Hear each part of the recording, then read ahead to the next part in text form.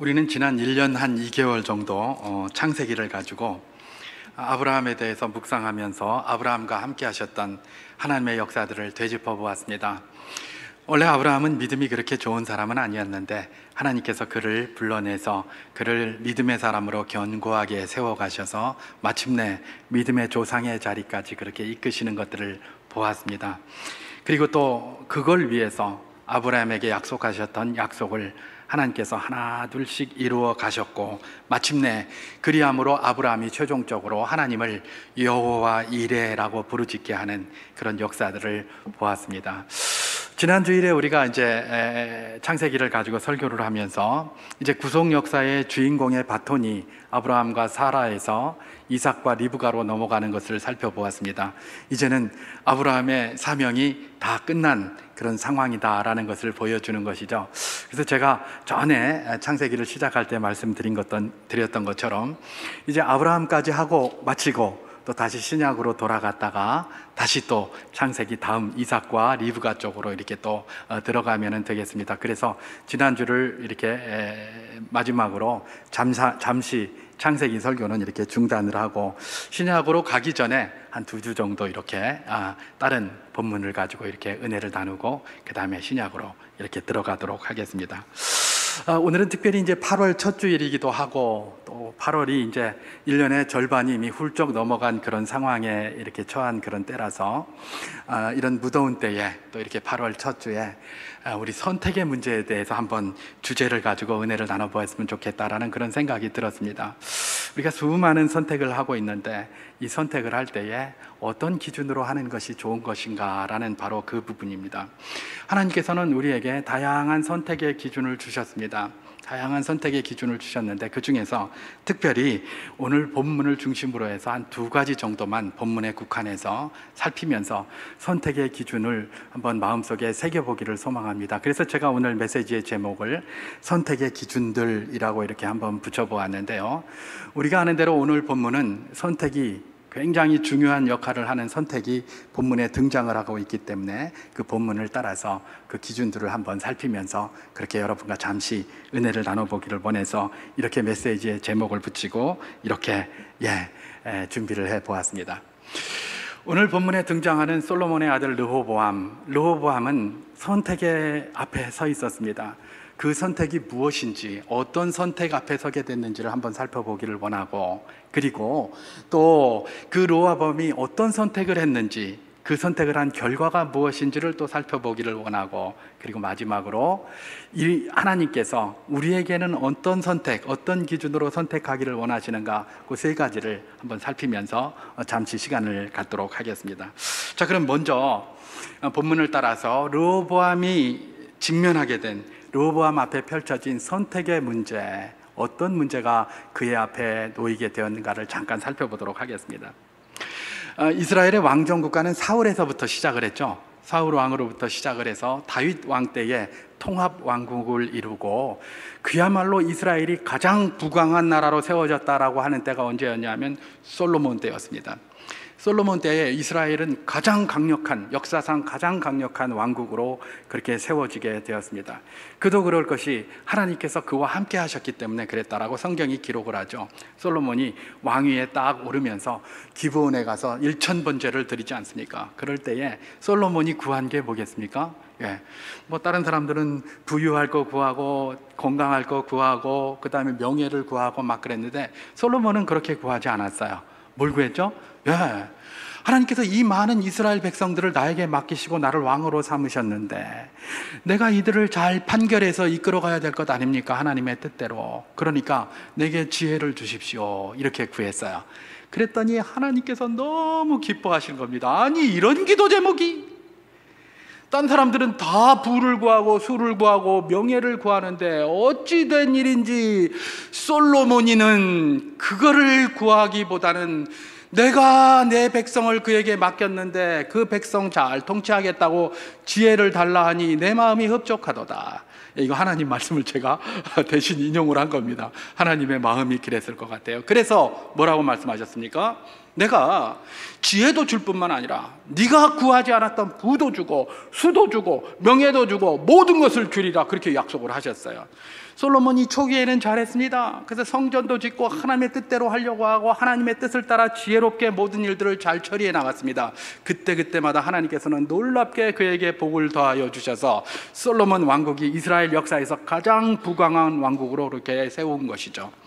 그의 왕국이 부강해졌다는 중요한 징표가 뭐겠습니까? 뭐 성경에 뭐 다른 말들도 있습니다만 가장 중요한 징표가 하나 있습니다. 성경에 나오는 징표, 그게 뭡니까? 솔로몬의 처첩이 1000명이나 되었다는 것입니다. 아유, 저게 무슨 말이야? 처첩이 1000명이라는 건 뭐 솔로몬 뭐 남봉뿐 아니야? 뭐 이렇게 생각하십니까? 그렇지 않습니다. 처첩이 1000명이나 되었다는 것은 그 당시에 뭐 솔로몬이 남봉하고 싶어서 그렇게 했던 것도 아닙니다. 그럼 뭡니까? 그 당시에는 다 정략 결혼이라는 걸 했잖아요. 그죠? 강한 나라 밑에 어쨌든 달라붙어서 그들에게 뭔가 좀 힘을 얻기고 그들에게 좀 뭔가 좋은 관계를 유지하기 위해서 화평을 청하는 겁니다. 그럴 때에 내 딸을 데리고 가라. 내 딸과 결혼을 시켜서 그러면 당신 나라와 우리나라는 결혼으로 동맹을 맺어진 겁니다. 이렇게 맺어진 거예요. 정략 결혼이었어요. 근데 솔로몬의 처첩이 몇 명이었다고요? 1000명이라는 거예요. 1000명이라는 거는 그만큼 많은 자들이 솔로몬의 그 강력함을 보고, 솔로몬이 약하면 뭐하러 거기를 찾아오겠습니까? 약한 데 와서, 그죠? 약한 데다가 내 딸 데리고 가세요 이렇게 안 할 것 아닙니까? 그러니까 그만큼 강했다는 것들을 이야기를 하고 있는 것이죠. 하나님 앞에 솔로몬이 반듯하게 서서 하나님의 뜻대로 하나님의 백성들을 다스려 갔을 때에 솔로몬의 왕국은 반석 위에 서게 되었습니다. 그래서 그렇게 부강해져 갔어요. 그런데 세상에서 뭐라고 얘기를 합니까? 세상 사는 다 새옹지마다 뭐 이런 말 하잖아요. 하나님 뜻대로 하면 새옹지마 아닙니다. 근데 하나님의 뜻대로 안 하니까 항상 새옹지마처럼 되게 됩니다.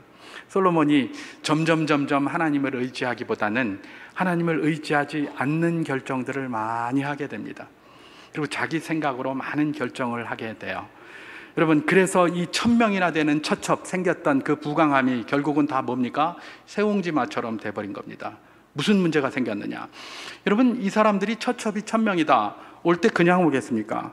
그냥 오지 않았습니다. 마치 라헬이 자기 집에서 떠나올 때에 집에 있는 드라빔, 자기 집에서 모시고 살던 드랍임이라는 우상을 훔쳐온 것처럼 이 사람들도 다 각자의 자기 그 나라에서 자기들이 섬기던 우상 덩어리를 하나씩, 우상들을 다 들고 온 거예요. 그들을 섬기려고. 그런데 여러분, 그분들이 다 누굽니까? 왕의 부인이에요.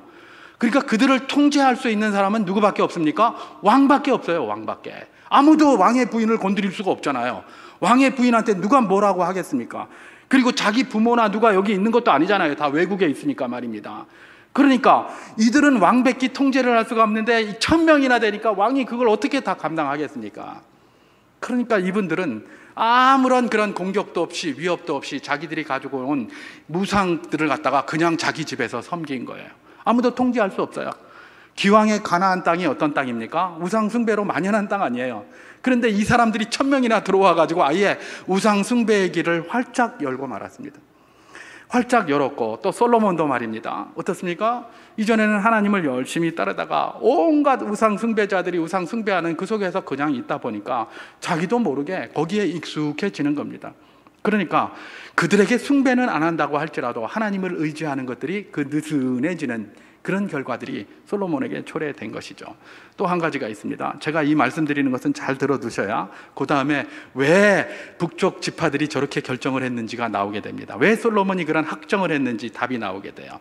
자, 그 다음에는 이 1000명이나 되는 부인들이 있습니다. 그럼 이 사람들은 뭐 기숙사 만들어 놓고 거기다가 너는 1방 1호실 2호실 3호실 여기 가서 살아 이렇게 할 수 있습니까? 없잖아요. 그죠? 없잖아요. 그래도 후궁인데요. 그죠? 여러분, 우리 역사를 보더라도 후궁들을 뒤에 그 궁궐의 그 뒤쪽에 다 이렇게 다 만들어서 줍니다. 그들의 안식처들을 다 만들어줘요. 별전으로 다 만들어줘요. 우리나라도 그거 있었잖아요. 요즘은 보니까 그거 이름이 좀 바뀐 것 같던데 옛날에 비원이라고 그랬습니다. 비원, 비밀의 정원이라고 돼 있는, 비원이 원래 후궁들이 살던 그런 곳이에요. 왕의 후궁들이 비원에 가서 이렇게 다 살았다고요. 거기는 전각을 만들어줬어요. 그런데 말입니다, 정략 결혼을 했습니다. 그러면 A라는 사람의 그 전각은 좋게 만들어줬어요. 그럼 B라는 사람의 전각은 허접하게 만들어줬어요. 그럼 B라는 사람을 보낸 그 국가에서 가만히 있겠습니까? 왜 A 전각은 저렇게 해주고 우리 딸 집은 이렇게 해줄 거야, 이렇게 할 것 아닙니까? 그러니까 1000명이면 1000명 똑같게 아주 멋지게 솔로몬의 부인인 것을 드러내기 위해서 멋지게 전각들을 지어야 되는 겁니다. 1000명이 살 수 있는 궁궐을 지어야 된다는 겁니다. 게다가 그냥 집만 하나 지어주고 덩그렁하게 내팽개치면 끝입니까? 아니잖아요. 그 사람이 부릴 수 있는 종도 줘야 되고 하녀들도 줘야 돼요. 그죠? 제가 지금 무슨 말을 하고 있습니까? 굉장히 많은 건축을 해야 되고 굉장히 많은 왕실에서 필요한 내탕금이 필요하다는 겁니다. 내탕금, 돈. 그러면 왕실이 이렇게 내탕금이 필요하다라는 것들은 그게 다 누구에게 전가됩니까? 왕이 돈 버는 거 아니잖아요. 누가 돈 법니까? 백성들이 돈 벌잖아요. 그러니까 백성에게 그게 다 전가가 되는 겁니다. 뭘로요? 세금으로. 그죠? 그리고 이 솔로몬의 나라가 점점 부강해지면 어떤 문제가 생기겠습니까? 항상 강력한 자들이 두려워하는 게 있어요. 언제든지 자기 자리를 치고 올 것 같거든요. 그죠? 2인자는 괜찮아요. 1인자를 쫓아만 가면 되니까. 근데 1인자는 항상 두려워요. 언제 누구가 내 자리를 쫓아낼까라는 그런 두려움이 항상 있는 거예요. 특히 전제 군주국가의 왕들은 항상 그런 것이죠. 그러니까 솔로몬도 인기가 굉장히 많고 땅도 넓어지고 이러다 보니까 야, 이 외적들이 침략할 가능성이 굉장히 많겠다 생각을 해서 뭘 합니까? 자꾸 성체들을 만드는 겁니다. 밀로를 건축하고 이전에 다윗이 했던 게 있어요. 그런데 그것만으로 안 되겠다 그래서 더 건축하고 대토목 공사를 엄청나게 한 겁니다. 결과는 뭡니까? 그 부역, 그 세금 누구에게서 나오는 겁니까? 백성들에게 나오는 거예요. 백성들에게.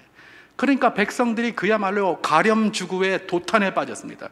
솔로몬의 왕국은 휘황찬란하게 변하고 솔로몬의 궁전은 멋지게 변해가고 있는지 모르겠지만 그게 다 누구의 피와 누구의 땀과 누구의 눈물입니까? 백성들의 피고 백성들의 땀이고 백성들의 눈물인 것이죠. 전부 부역에 차출되고 세금 걷어가고 말입니다. 이러니까 미치겠는 겁니다. 누가요?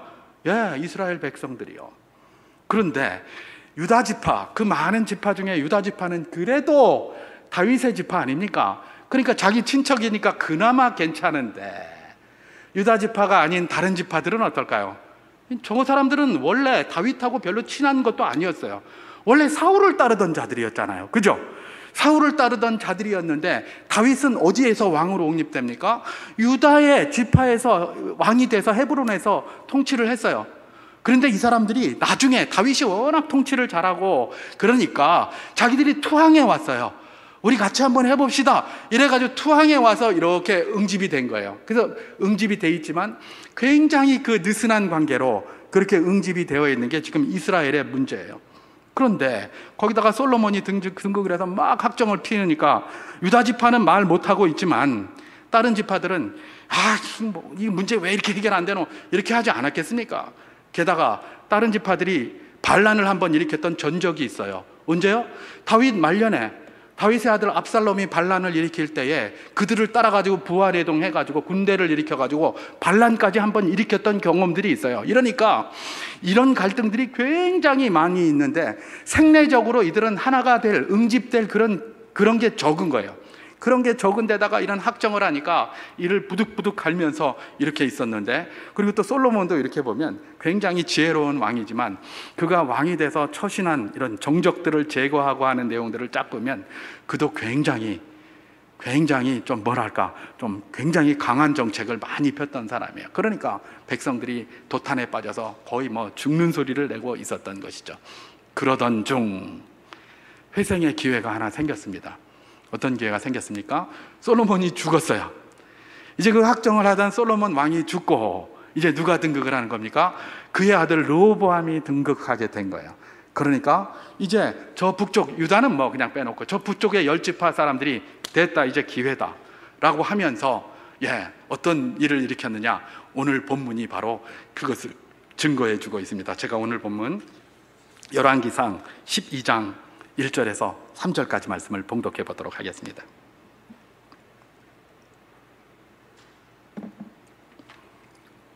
르호보암이 세겜으로 갔으니 이는 온 이스라엘이 그를 왕으로 삼고자 하여 세겜에 이르렀습니다.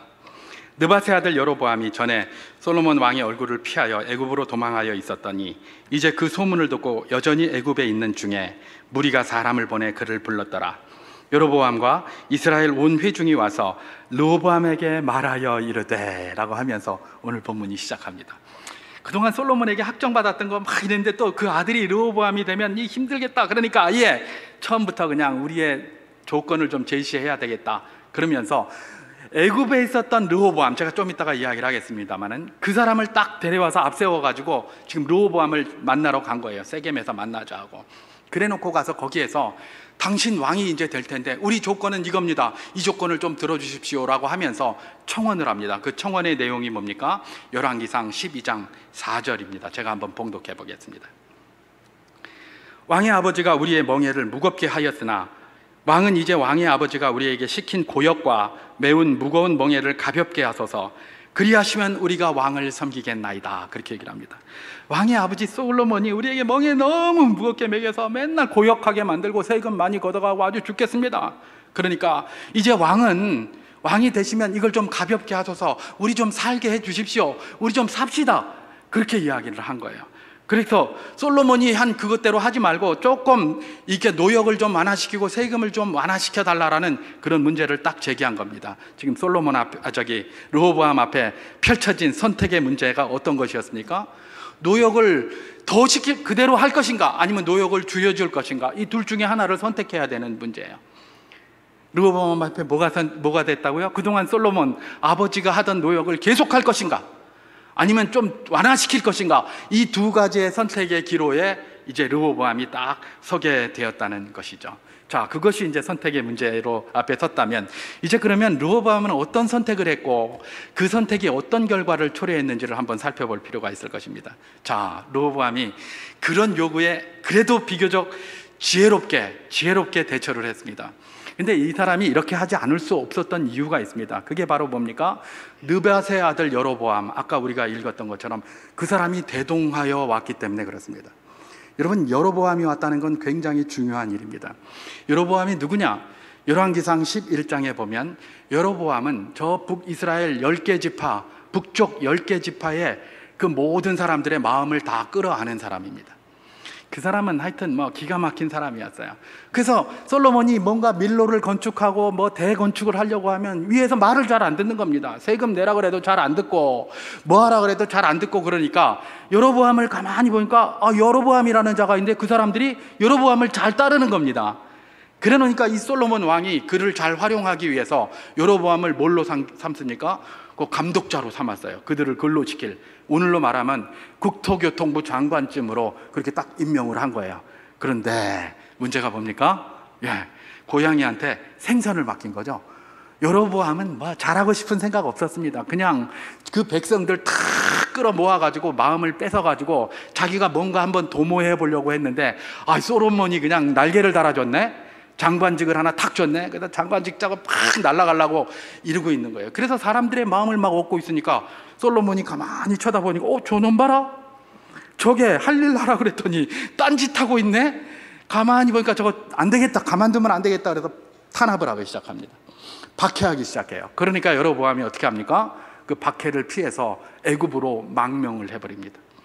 애굽으로 망명을 하고 애굽에 가 있을 때에 솔로몬이 죽었다는 소리를 듣게 되죠. 그리고 놀랍게도 북이스라엘 지파들, 그 북쪽에 있는 이스라엘의 10개 지파들이 수장들을 보내가지고 애굽으로 사람을 보내서 여로보암 보고 오라는 겁니다. 당신 참 잘했는데 한번 우리 올라와라. 솔로몬이 죽었다. 그리고 데리고 와서 그 사람을 데리고 지금 누구 앞에 간 겁니까? 르호보암 앞에 간 겁니다. 르호보암이 다 알잖아요, 여로보암이 누군지. 데리고 왔으니까 이거 괜히 쓸데없이 얘기했다가 곤란하겠다라는 생각이 들어서 뭐라고 얘기를 합니까? 그래, 좋다. 그러면 지금 갔다가 3일 후에 와라. 3일 후에 내가 답을 줄게. 그러면서 그들을 보냅니다. 여기까지는 르호보암이 아주 잘한 겁니다. 잘한 건데 그 다음에 이 사람의 선택의 문제에 아주 혼란이 오게 되었죠. 그래서 그를 보내고 나서 참모들을 부릅니다. 근데 그 르호보암의 참모 중에는 두 부류의 사람들이 있었습니다. 한 부류는 노인들이라고 표현된 그분들입니다. 이 사람들은 나이가 많을 뿐만 아니라 그냥 나이가 많은 그 정도만 이야기하지 않습니다. 성경에서 노인들이라고 할 때 이 노인은 누구냐?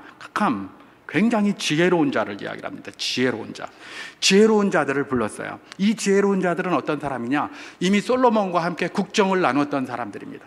그래서 백성들이 고통이 뭔지, 솔로몬이 무슨 학정을 했는지, 어떤 정책을 폈을 때 백성들이 힘들어했는지 그걸 다 아는 사람이에요. 다 아는 사람들을 불러가지고 이제 르호보암이 묻습니다. 물으니까 그 사람들이 뭐라고 이야기를 합니까? 오늘 보면 열왕기상 12장 6절에서 7절 말씀을 제가 한번 봉독해 보도록 하겠습니다. 르호보암 왕이 그의 아버지 솔로몬 생전에 그 앞에 모셨던 노인들과 의논하여 이르되 너희는 어떻게 충고하여 이 백성에게 대답하게 하겠느냐? 대답하여 이르되 왕이 만일 오늘 이 백성을 섬기는 자가 되어 그들을 섬기고 좋은 말로 대답하여 이르시면 그들이 영원히 왕의 종이 되리이다 하나, 그렇게 얘기를 합니다. 이들은 와서 뭐라고 얘기를 합니까? 이 노인들, 지혜로운 분들은 왕이 그들을 좀 섬기세요. 그들을 좀 섬기면 그들은 영원히 왕의 종이 될 것입니다. 그렇게 이야기를 했어요. 이건 사실 하나님의 뜻이기도 하죠. 하나님께서 다윗을 높인 이유가 뭐라고요? 요즘 우리가 역대상으로 다 큐티하고 있는데 역대상 14장 2절에 보면 하나님께서 다윗을 높이신 이유가 이스라엘을 위하여 그렇게 하신 거예요. 이스라엘 백성들을 위하여 그렇게 하신 거예요. 그러니까 결국은 내 백성을 위로하라, 내 백성을 격려하라, 내 양을 먹이라, 내 양을 치라. 다 모든 게 뭐예요? 하나님은 이스라엘 백성들을 든든히 세우시는 것들을 너무 원했고 그게 뜻이었어요. 그러니까 이 지혜로운 노인들이 권면한 것이 무엇입니까? 그들을 섬기는 자가 되라. 그러면 당신이 섬기는 것 이상으로 그들이 영원히 당신의 종이 되어 당신의 종살이를 할 것이다. 그 권면을 했던 것입니다. 그런데 이 르호보암, 이 사람들만 조언했던 건 아니죠. 이 사람들 일단 물리고 또 다른 조언자들을 부릅니다. 그 조언자들은 어떤 조언을 했는지 오늘 본문 열왕기상 12장 10절에서 11절 말씀을 제가 한번 봉독해 보도록 하겠습니다. 함께 자라난 소년들이 왕께 아뢰어 이르되 이 백성들이 왕께 아뢰기를 왕의 부친이 우리의 멍에를 무겁게 하였으나 왕은 우리를 위하여 가볍게 하라 하였은즉 왕은 대답하기를 내 새끼손가락이 내 아버지의 허리보다 굵으니 내 아버지께서 너희에게 무거운 멍에를 매게 하였으나 이제 나는 너희의 멍에를 더욱 무겁게 할지라. 내 아버지는 채찍으로 너희를 징계하였으나 나는 전갈 채찍으로 너희를 징계하리라 하소서. 한 부류의 노인들은 섬기는 자가 되게 하라 이렇게 얘기를 했는데, 좋은 말로 해라 그러면 종이 될 것이다 그랬는데, 또 한 부류, 이 사람들은 어떤 사람이라고 표현되어 있냐면 오늘 10절에서는 함께 자라난 소년이라고 되어 있습니다. 그리고 읽지는 않았지만 아까 우리가 읽은 것 중에 8절에 보면 함께 자라난 어린 사람들이라고 되어 있습니다. 8절에 그렇게 되어 있죠. 지금 두 번째 조언하고 있는 사람들을 성경이 뭐라고 얘기를 하느냐? 함께, 르호보암과 함께 자라난 어린 사람들, 또 르호보암과 함께 자라난 소년들이라고 이야기하고 있습니다. 여기서 이 사람들이 나이가 몇이 됐을까요? 지금 르호보암의 나이가 40이 넘었어요. 그러면 함께 자라난 이 사람들은 다 40이 넘은 사람들이에요. 지난 주일에도 제가 인용을 했습니다마는 공자는 40을 뭐라고 얘기를 했다고요? 불혹이라고 했어요. 유혹을 받지 않고 모든 것들을 판단할 수 있는 기준이 온전히 선 자를 40세 이상이 되면 그런다고 하는데, 오늘 성경에서는 이런 사람들을 뭐라고 얘기를 하고 있습니까? 어린 사람들, 소년들 이러고 있는 거예요. 아니 도대체 이게 무슨 말인가? 결국은 지금 여기서 말하고 있는 게 노인이냐 소년이냐 이게 나이를 이야기하는 게 아닙니다. 그죠? 나이를 이야기한다기보다는 이 사람들은 철부지 같은 사람들이라는 거예요. 나이는 40이 넘었어요. 그런데 어려서부터 왕자 옆에, 르호보암 왕자 옆에서 그야말로 귀족들로 자란 자들이에요.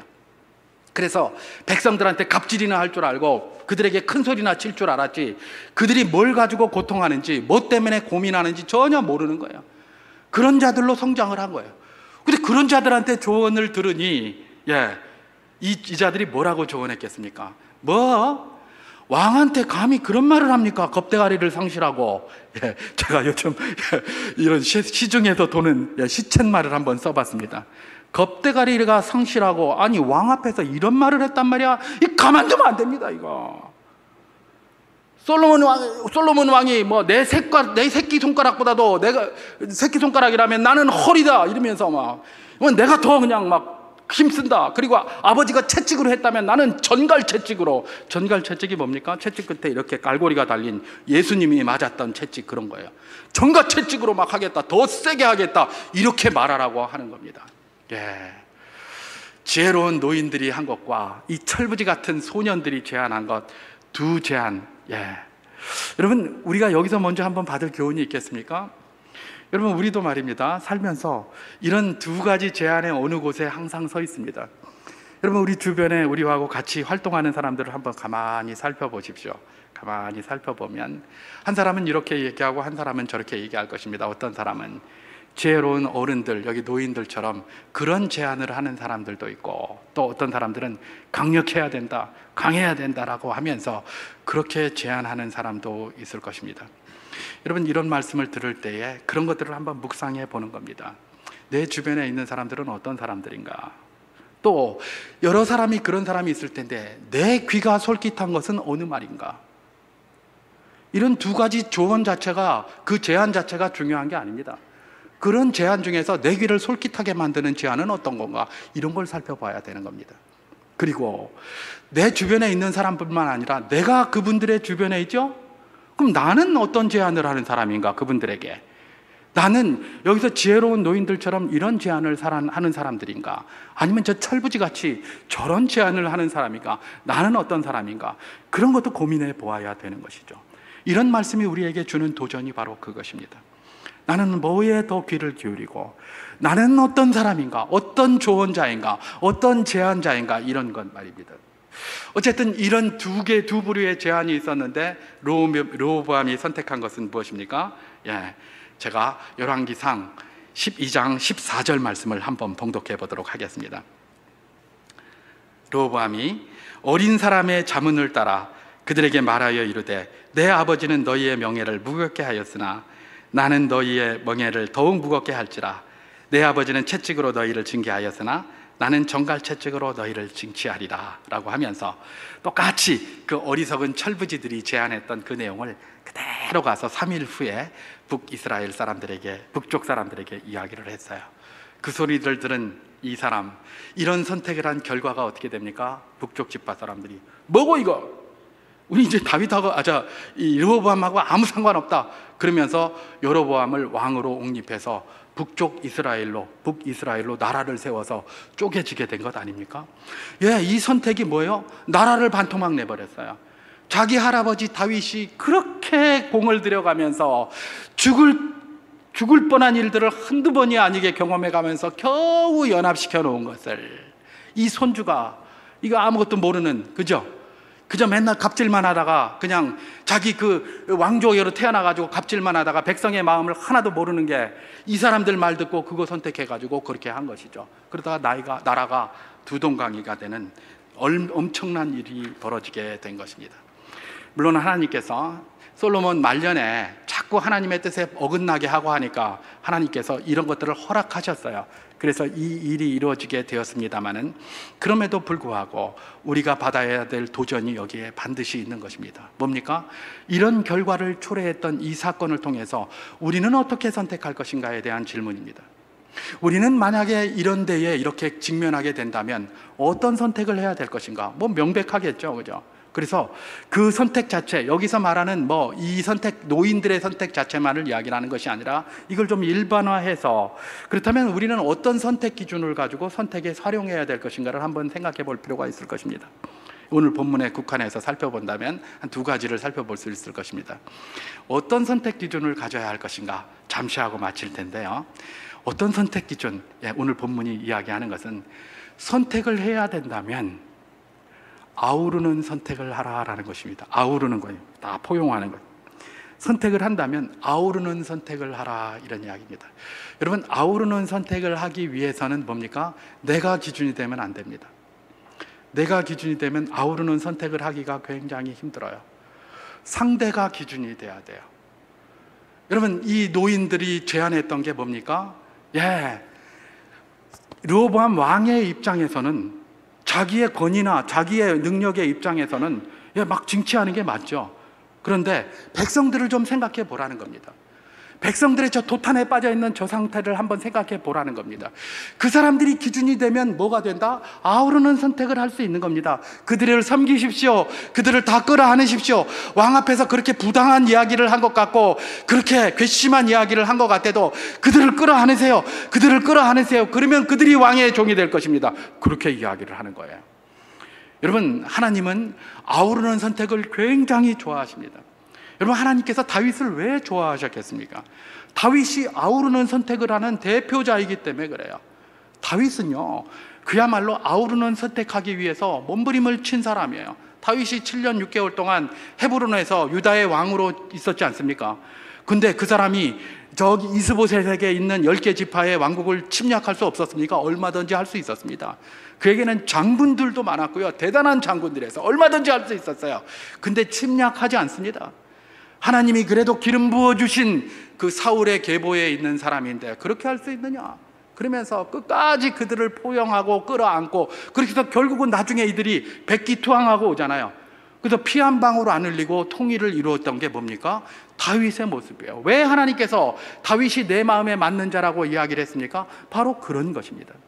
여러분, 교회의 역사에도 보면 그래요. 하나님은 항상 포용하고 아우르는 선택을 하는 것을 기뻐하셨어요. 우리가 잘 아는 구약의 양대, 유대교 양대 산맥이 있습니다. 하나는 샴마이 학파이고 다른 하나는 힐렐 학파입니다. 샴마이 학파는 어떤 자들이냐? 그야말로 막 잘라내는 자들이에요. 그냥 막 이게 틀렸다, 이게 맞다, 이게 옳다 이래서 이걸 해야 된다고 해서 막 잘라. 힐렐은 뭐예요? 다 끌어안는 사람이었어요. 힐렐은. 그래서 예를 들면 전도서나 아가서, 이거 성경이 아니다. 샴마이가 그랬어요. 샴마이는 뭐예요? 이거 봐라, 전도서, 이 염세주의적인 이런 것들을, 이거 아니다. 그리고 아가서, 이게 뭐고? 이게 성경이가 남녀상열지사지 이래가면서 그거 성경 아니라고 그랬어요. 그랬는데 힐렐은 뭡니까? 그게 다 성경이다. 전도서는 염세주의적인 것 같고 헛되지, 모든 것이 헛되다다 하지만 세상사가 그렇다 할지라도 하나님 안에 소망이 있는 것 아니냐? 우리 하나님께서 그걸 이야기하시기 위해서 하신 것이다. 하나님이라는 말이 하나도 없어도 그게 바로 하나님이 원하시는 거다 라고 하면서 전도서도 성경이다 이야기를 했고요. 또 아가서도 무슨 남녀 상열지사, 뭐 솔로몬하고 술람미 여인하고 뭐 연애하는 내용 아니다. 우리 하나님께서 여기 솔로몬을 대표하시고 이 술람미 여인은 우리 이스라엘 백성을 이야기하는 거다. 하나님이 이스라엘 백성들을 이렇게 사랑하신다는 이야기다. 이렇게 해서 그게 성경으로 다 남아있는 거예요. 근데 아가서나 전도서가 성경에서 배제됐습니까? 안 됐습니까? 안 됐잖아요. 지금도 구약 49권 가운데, 성경 구약 49권 가운데는 뭐가 있습니까? 아가서도 있고 전도서도 있어요. 이건 뭐예요? 결국은 하나님께서 누구의 손을 들어주셨다? 힐렐의 손을 들어주셨다는 거예요. 그리고 힐렐은 구약에서만 끝나는 게 아닙니다. 힐렐의 손자가 누구죠? 가말리엘이라는 사람입니다. 가말리엘 하면 우리가 생각나는 신약의 유명한 사도가 있습니다. 누굽니까? 사도 바울입니다. 사도 바울이 가말리엘 문화에서 수석하던 사람입니다. 이게 뭐냐? 힐렐의 정신이 그대로 자기 손자 가말리엘을 통해서 사도 바울에게 전가된 거예요. 여러분, 사도 바울이 쓴 걸 보십시오. 유대주의자들은 계속해서 이것도 안 되고 저것도 안 되고 무조건 안 된다고 하잖아요. 근데 사도 바울은 복음이라는 원리를 제외하고는 나머지 다 끌어안았습니다. 다 끌어안았어요. 그래서 복음이 이방으로 그렇게 전해질 수가 있었던 거예요. 우리 주님은 뭘 원하신다고요? 포용하고 아우르기를 원하세요. 그래서 우리가 뭘 결정해야 합니까? 그러면 아우르는 결정을 해야 되는 것입니다. 그런데 사실 아우르는 결정은 별로 멋이 없어 보이고 힘이 없어 보여요. 이 젊은이들의 이 제안을 보십시오. 이들은 뺄셈 정치한 거예요. 잘라내는 걸 가리킨 거예요. 말도 안 되고.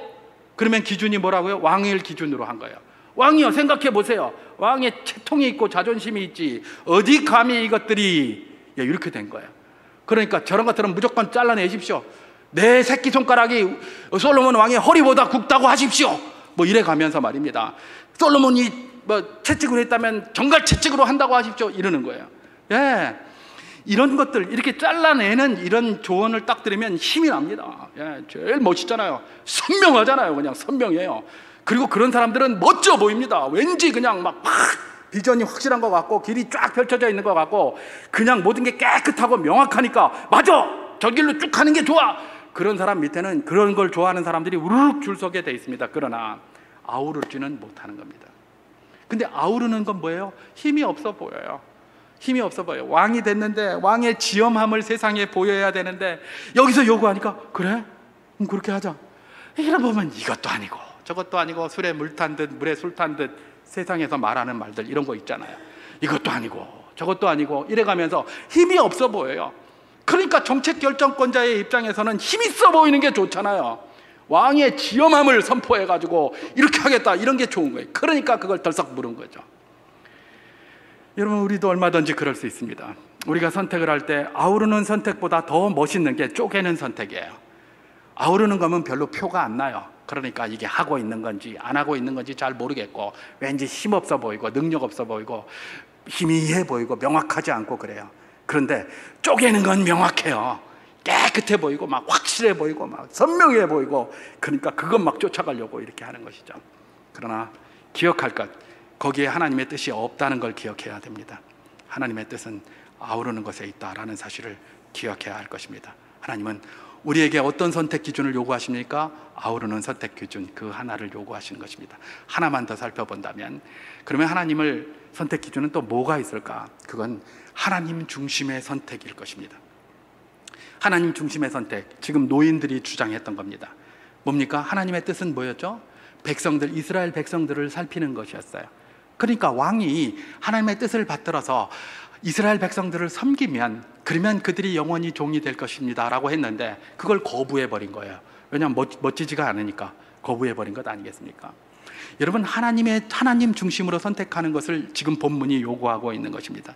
여러분, 우리가 아우르는 선택을 한다 할 때 아우른다고 하면 자칫 오해할 가능성이 굉장히 높은 게 그럼 뭐 틀린 거고 뭐고 아무거나 다 끌어안으란 말이냐, 하나님의 뜻이 아닌데 이것도 막 끌어안으란 말이냐, 그런 말이 아닙니다.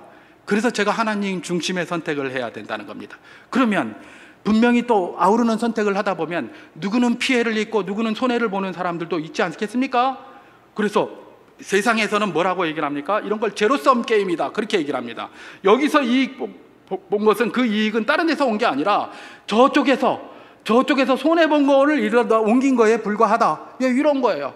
코로나로 굉장히 경제가 어려웠는데 또 코로나로 돈 번 사람들도 있다.